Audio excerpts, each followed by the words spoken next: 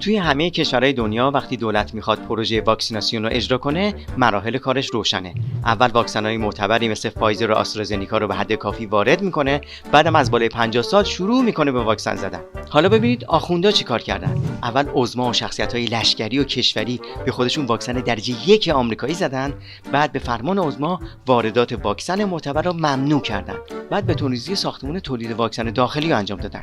بعدم شروع کردن به معرفی انواع و اقسام واکسن‌های داخلی. معرفی و تبلیغ 8 واکسن داخلی که تموم شد، یه دفعه یادشون افتاد که از کشورهای خارجی واکسن کادو بگیرن. در ادامه با کلی اهن و طلب پروژه واکسیناسیون رو شروع کردن و 2 میلیون واکسن رو در زمان پر کردن ویالها هدر دادن.